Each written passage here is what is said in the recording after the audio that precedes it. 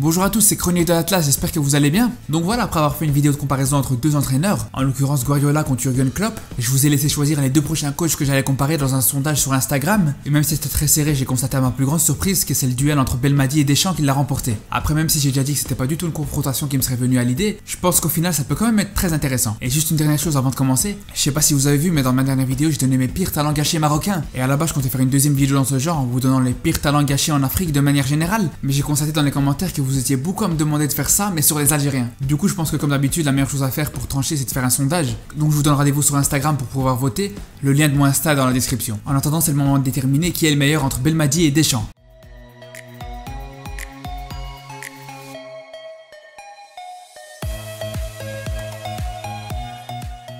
Donc pour commencer en termes de management, donc pour rappel c'est la capacité à pouvoir gérer un groupe, et je pense que c'est une capacité primordiale pour un sélectionneur plus que pour un coach de club. Parce qu'on va pas se mentir, les joueurs en club se voient quelques heures par jour, puis après chacun rentre chez lui. Par contre en sélection, en plus de voir tes coéquipiers aux entraînements et aux matchs, tu cohabites encore avec eux 24 heures sur 24 en étant dans le même hôtel, vous partagez le même couloir, vous mangez ensemble, quand tu vas prendre l'air vous vous croisez, et en plus quand c'est des compétitions internationales, c'est des situations qui peuvent durer jusqu'à 1 mois et demi. Donc c'est sûr que si t'es dans un groupe où personne se supporte, où il y a des histoires tous les jours, c'est très compliqué. C'est pour ça que le sélectionneur, comme son nom l'indique, il doit pouvoir sélectionner les bons joueurs qui peuvent vivre ensemble pendant une longue période et être suffisamment performants. Et là en l'occurrence que ce soit Belmadi ou Deschamps, je pense que c'est deux sélectionneurs qui accordent beaucoup d'importance à cette capacité à pouvoir gérer un groupe. Et là justement, au-delà du fait que Belmadi ressemble vraiment à un éducateur de rue, on a vu à la dernière Coupe d'Afrique qu'il a su trouver le dosage idéal entre le coach et le grand frère pour pouvoir fédérer un groupe autour de lui au sens propre comme au sens figuré. D'ailleurs je pense vraiment que cette image elle parle d'elle-même. Pourtant avant laquelle on avait plusieurs choses qui auraient pu nous faire croire que ce groupe allait complètement se déchirer. Déjà le fait qu'il a mis des stars comme Brahimi ou Slimani au second plan, ça aurait pu faire l'effet d'une bombe dans le vestiaire. Mais pourtant c'était pas du tout le cas, justement il y avait une vraie complicité entre les différents joueurs, même s'ils étaient concurrents pour un même poste. Et on peut rajouter aussi à ça l'affaire Belkebla, le joueur qui a filmé son derrière en direct et qui s'est fait virer. Ça aussi c'est des choses qui peuvent complètement plomber l'ambiance dans un groupe, mais pourtant Belmadi a su bien gérer la situation. Ensuite encore une autre chose qui montre à quel point l'entraîneur algérien est vraiment proche de ses joueurs, c'est par exemple avec la blessure d'Atal contre la Côte d'Ivoire. Je vous rappelle que quand il s'est blessé et qu'il a compris qu'il allait être forfait pour le reste de la compétition, c'est tout simplement dans les bras de son entraîneur qu'il est venu pleurer. Et ça aussi c'est quelque chose qui veut tout dire. Ah ouais, d'ailleurs en parlant d'Atal, je profite pour vous dire, je vais bientôt commencer à préparer ma vidéo de confrontation entre Atal et Hakimi, et je sais que c'est une vidéo que vous attendez tous, mais je sais pas quand elle sortira. Donc la meilleure chose à faire pour pas arrêter, c'est tout simplement de cliquer sur s'abonner. Enfin bref, pour ce qui est du deuxième critère de comparaison, je vais parler du palmarès.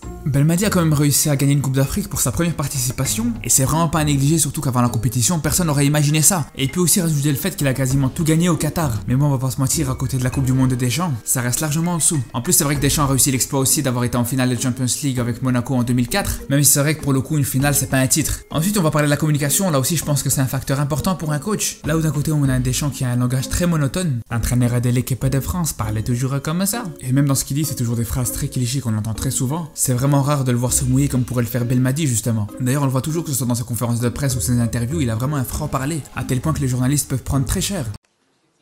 Attendez. Boudaoui à la place de qui? Donc, un joueur à 0 sélection, qui n'a même pas encore joué avec l'équipe.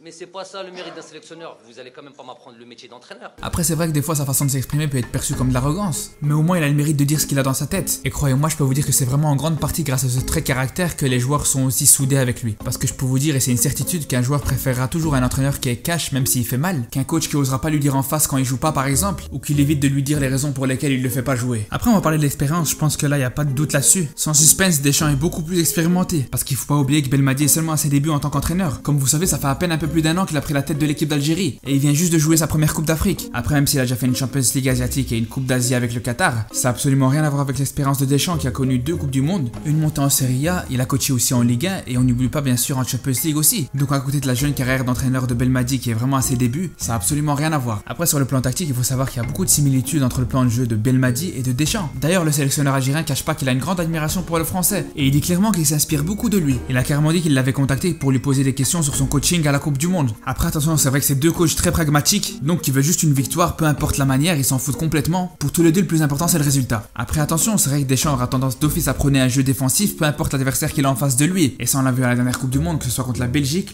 le Danemark ou même le Pérou. Après pour ce qui est de Belmadi, il va pas proposer systématiquement une organisation très défensive. Au contraire, il faut savoir qu'au coup d'envoi, peu importe l'équipe qu'il a en face de lui, il va pas hésiter à mettre en place un système offensif. Après ce qu'il y a, c'est que ça peut changer en fonction de l'évolution du match. Et ça on l'a vu à la dernière Coupe d'Afrique, quand ils allaient mener au score contre une grande équipe, les Fennecs avaient tendance à se replier très vite défensivement. Après, c'est pas forcément une mauvaise chose, on l'a vu en finale contre le Sénégal. Après que les Algériens aient réussi à marquer très tôt, ils ont réussi à être très solides sur le plan défensif. Après, attention, des fois ça peut être dangereux parce qu'on l'a vu contre le Nigeria. Là aussi, les Algériens ont marqué très tôt dans le match et ils ont fort reculé après. Sauf que là, la défense, elle a fini par craquer. Et après, même si ça s'est bien fini pour l'Algérie, je pense quand même que c'est un match qui doit servir de leçon à Belmadi. Parce que je pense justement que le problème du sélectionneur algérien, c'est qu'on sent qu'il est encore en train de se chercher entre un style offensif et un style défensif. Et je pense justement que quand il va trouver son identité, il va vraiment franchir un cap. Parce que c'est clairement le cas pour Deschamps depuis qu'il a perdu l'Euro 2016 et qu'il assume complètement son style défensif. C'est là qu'il est devenu encore plus dangereux et qu'il a carrément gagné une Coupe du Monde. C'est pour ça que je pense que pour le moment, Deschamps est au-dessus tactiquement. En plus, c'est compliqué de juger Belmadi pour l'instant sur tous les aspects du jeu. Parce qu'il faut savoir que depuis qu'il a pris l'Algérie, il a été mené au score qu'une seule fois dans un match officiel. Et si on prend par exemple la Coupe d'Afrique, à aucun moment il a été mené au score. Donc pour se faire une idée complète par rapport à ça, il faudrait attendre un match où il se fait mener pour pouvoir voir comment il va réagir par rapport à ses ajustements tactiques. Donc voilà, merci d'avoir regardé jusqu'au bout. N'oubliez pas de voter sur Instagram pour me dire si vous préférez une vidéo sur les talents gâchés africains ou seulement sur les talents gâchés algériens. Donc à très bientôt et d'ici là, faites attention à vous.